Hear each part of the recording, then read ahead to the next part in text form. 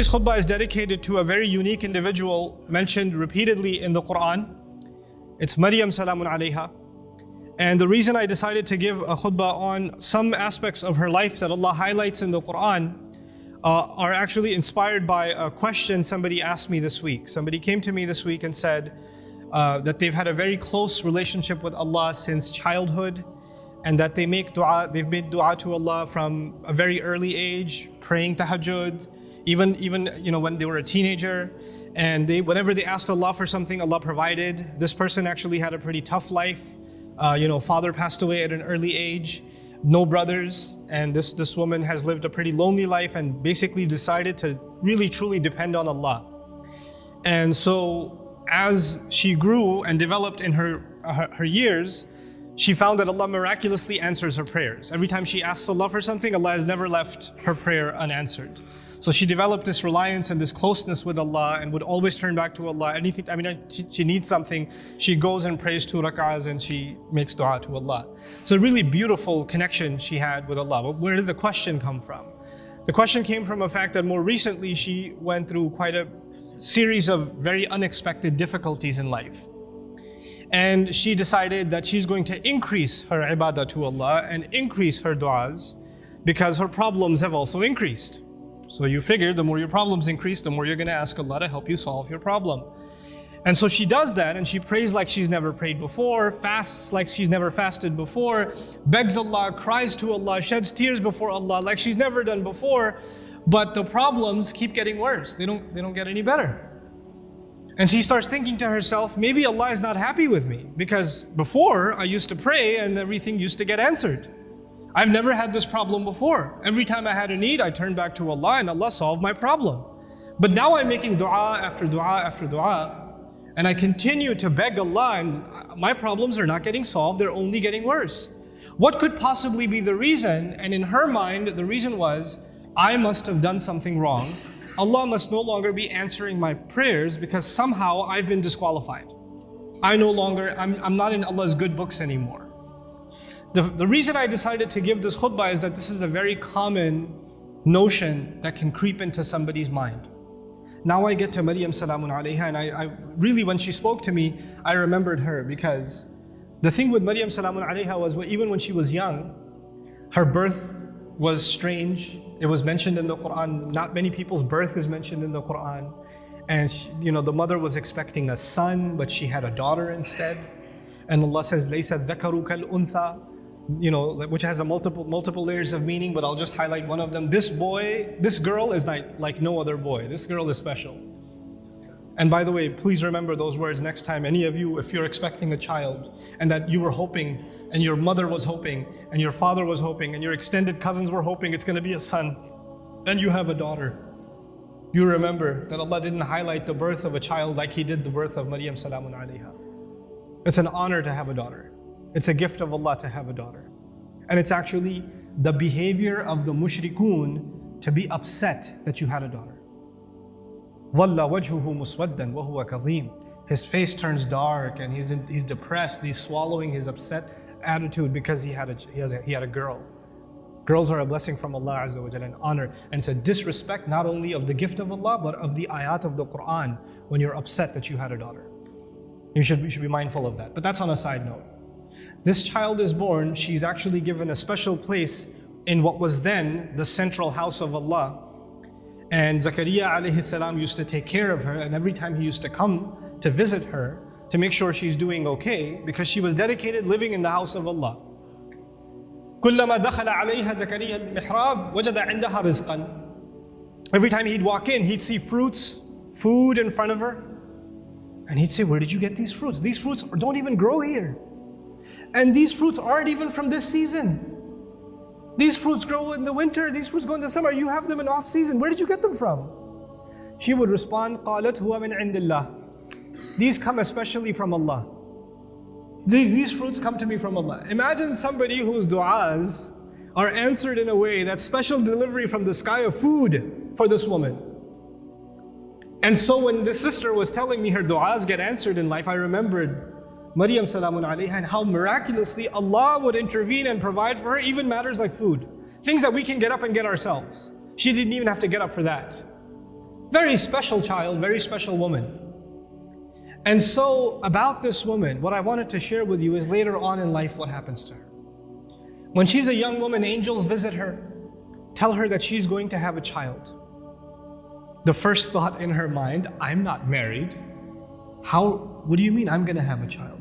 Lam yamsasni bashar, no man has ever touched me. What in the world do you mean I'm going to have a child? كَذَلِكِ قَالَ هُوَ رَبُّكِ.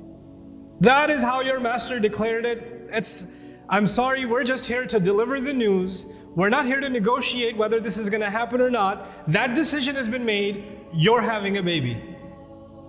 Now she's in shock. What am I going to do? She's going to turn back to Allah and hope that this will not happen to her. But it's going to happen. And I'll fast forward a little bit for you, just so you appreciate what happened to this woman. After she had the baby, and she came back to her town, the entire community that looked up to her as a zahida, as a spiritual woman, as a woman of worship and ibadah, someone who even the prophet of their community, Zakaria, had endorsed. She grew up under the tutelage of Zakaria alayhi salam. All the masjid community is standing there. She's walking back with a baby, and they all start collectively, together, start humiliating her. How could you do this? What have you done? There are women in the Jum'ah today. No Muslim woman can ever imagine being in a situation where she's holding a baby and somebody's telling her that child is not legitimate. She cannot imagine that kind of humiliation. No Muslim. And none of us can imagine that kind of accusation for our sister, for our mother, for our daughter. We cannot imagine that pain. It's beyond us. For the Muslim, our dignity is greater to us than our life. The sense of dignity Allah has given us is more valuable to us than even our life. And she knows that when she goes back with this baby, that's what they're going to say. It's one thing that they might be saying it behind her back. They're saying it in public, in front of her. Now I want to take you back to how she dealt with this problem. Because no amount of dua she made is going to change what Allah has decided. Allah has decided that she has to face this. She has to stand in front of this. And what does she do? When the child comes, as she's about to deliver the child, she says, Ya laytani mittu qabla hadha. She says, if only I could die before this happens. Hopefully I die giving birth. It's all on her mind. Because that will be an easy escape from what is coming. There is no other place in the Quran anybody ever wishes for death. This is the only one. Think about that. Why is it there? Allah Azza wa Jalla is acknowledging that sometimes people go through such traumatic, humiliating situations where they wish they were dead. Even that happens. That's how extreme her situation became. And Allah acknowledged that and recorded that in the Quran. Ya laytani mittu qabla hadha. I read this and I was just in shock. Like, how did she just say that? You know, our Messenger alayhi salatu wasalam told us, La yatamannayanna ahadukum al-maut. None of you should ever wish for death. You should not wish for death. That's not something you should say casually. And she's actually now wishing for death. Why? Because this is an extreme case. This is a crazy situation. And so, the humiliation she will face is far worse than death. So she says, Ya laytani mittu qabla hadha. This is in the Quran for a reason. There are going to be people that are going to be in humiliating situations. And there's no getting out of it. There are going to be people that are going to have to face their family, that are going to have to face false accusations, that are going to have to face up to a mistake they made in the past. Who knows? And they're going to have to face that kind of trauma. And they'll have to find comfort in the example of Maryam salamun alayha. But she didn't stop there. She said, وَكُنْتُ نَسْيًا مَنْسِيًّا. 2 words, نَسْيًا, mansiya. It was incredible words. Nasi in Arabic, they say fa'al and fi'il, these 2 awzan. They say nisi also. In one qira'ah it's nisyan. In another qira'ah it's nasyan. This is similar to dhibh. In the Arabic language, you have 2 kinds of words, dhibh and mathbuh. Nasi and mansi. The first of these words, it's actually used, I wrote this down for you. وَلَا يُقَالُ لِلْكَبْشِ ذِبْحْ إِلَّا إِذَا أُعِدَّ لِلذِّبْحِ. For an animal, for a goat or a ram, you don't call it dhibh until it's ready to be slaughtered. It hasn't been slaughtered yet. Once it is slaughtered, it's called dhabih. It's called madhbuh. Not before. Before it's called dhibh. She uses two words. Common translations say, I wish I was dead, I wish I was forgotten. That's what the translation says. But there are two words of being forgotten. One of those words, nasyan, actually means I wish, even though, because she's away from the masjid, right? She's not back home. I hope nobody ever misses me. They don't even ask the question, where did Maryam go? I wish I could be invisible, forgotten from people's memories right now, and nobody even has the thought of me. This is nasi. Nobody even thinks I existed. There are people that go through the kind of depression and anxiety where they don't come out of home. They don't leave home. They don't pick up phone calls. They don't answer text messages. They get anxious being around people. They're going through so much trauma that they wish they were forgotten. As a matter of fact, even if somebody knocks on the door, they say, I wish they didn't remember me. I wish I didn't have to face anybody. They want to just crawl away, but just be by themselves. This is nasyan. And she's hoping already that she dies. And nobody even comes looking. And then later on, even if years go by and nobody found out what happened to her, mansiyan. She's completely forgotten. There's no memory of her in the future either. I hope nobody thinks of me right now and I become invisible in the future also. I wanted to highlight this woman's trial because this is a woman of dua whose duas used to get answered immediately. She didn't even have to ask for food and it used to come. And this is the situation Allah put her in. This is the trial that Allah put her in. Think about that. This is not because Allah hates her. This is not because Allah forgot about her. This is not because Allah wants to humiliate her. This is actually all of this ended up becoming Allah honoring her. You know, you have the case of Nuh alayhi salam, who was a very loving father. He made da'wah, he invited his people to Islam for 950 years. Can you imagine? You think he made dua for his son? You think he made dua for his wife? All those years? Or he didn't care about them? Someone who cares so much about his nation, they spit on him, they insult him, and he goes back to them and makes dua for them. 950 years. You think he ignored his own son, his own wife? All those years of dua. And they didn't change. Isn't that the case? Does he blame himself? Yeah, maybe I didn't do something right. Or maybe Allah stopped listening to me. The reason I'm starting with that is people that were much better than we are. Much better than we are. They also had similar problems. There are parents in the audience that make dua for their kids. And they see that their children are going away from the religion. They're going down a dark path. And they can't control it. And they're making dua for them. And they're not seeing that their dua is being answered. And now they're getting frustrated. Is there something wrong with me? Why isn't Allah answering? Well, you're not the first one to be put in that position. Our Messenger ﷺ made lots of dua. You don't think he made dua for his uncles? His family? You don't think he considered Abu Lahab when he made dua for guidance? And if he did, despite all of that loving dua, Allah Azza wa Jalla himself tell him, إِنَّكَ لَا تَهْدِي مَنْ أَحْبَبْتَ. You don't get to guide who you love. You know, there are people among us, there are children among us who wish their parents or their elders were acting in a more guided way. I've met so many young people whose parents are in a haram, explicitly haram business. And the children, the son and the daughter is trying to tell the father and the mother, please get out of this. We're dependent on you, you're paying my college tuition, you're providing for us, but you're providing for us from haram income. And I'm not in a position to provide for the family right now, but this is wrong. And then they're told you're being disrespectful, you shouldn't talk back to your parents, etc., etc. Now, it's the flip side. It's the children making dua for the guidance of their parents. But things aren't changing. Things are where they were. These frustrating situations happen. And then on top of that are situations like health calamity.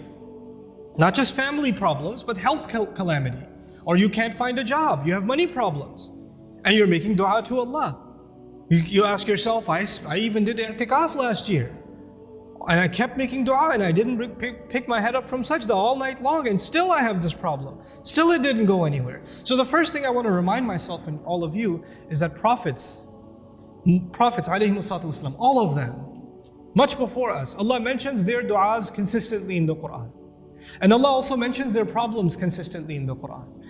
You don't think, for example, that Yaqub alayhi salam, the father of 12 sons, made dua for all of his sons? And especially for his son Yusuf, when he lost his son Yusuf, you don't think he made dua for Yusuf's safety, that Yusuf should come back home, that he could look at his beautiful son once again? We know that he cried so much he lost his eyesight. He lost his eyes over crying over his son. And all of those du'as for so many years go unanswered, and then eventually they get answered. You don't think that the mother of Musa alayhi salam, when she put her baby in the water, and the river just takes the basket away, the basket could flip over any time. And how do you know the basket is waterproof? How do you know it's not going to leak? How do you know it's not going to hit a rock and it's done? You're throwing something in a river. It's not a joke, it's a baby in a river. You don't think that mother is making dua to Allah? And notice the difference. In that case, in the case of Musa's mother, she makes dua to Allah, and a few hours later, she's reunited with her son. Just a few hours later. By the time the baby is hungry for the next meal, he's back with his mother. And in the other case, with the case of Yusuf alayhi salam, he was separated from his father. But he wasn't reunited with his father for many years. For many, many years. We are going to go through difficulty in life. And all of our problems are not going to be solved because we made a dua to Allah. Understand the reality of dua. What is the purpose of dua?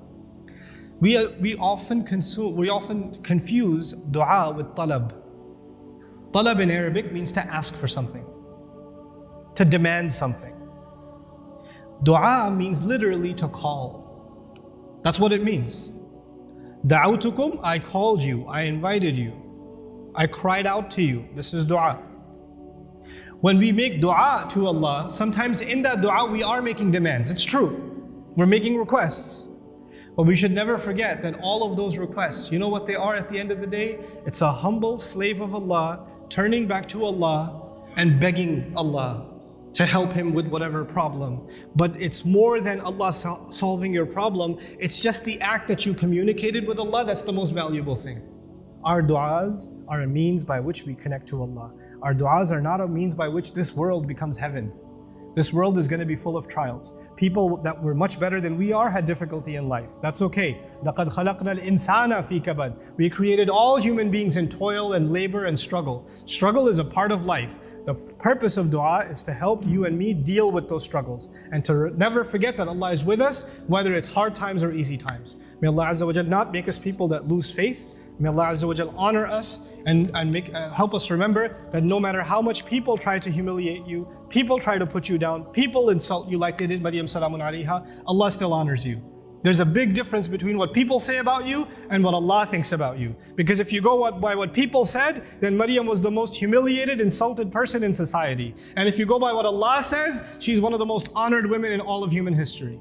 So we go by what Allah says. Allah is the one who honored us. وَلَقَدْ كَرَّمْنَا بَنِي آدَمَ. We honored the children of Adam. May Allah Azza wa Jal make us dignified before Allah Azza wa Jal, before He makes us dignified before people. بارك الله لي ولكم في القرآن الحكيم ونفعني وإياكم بالآيات والذكر الحكيم.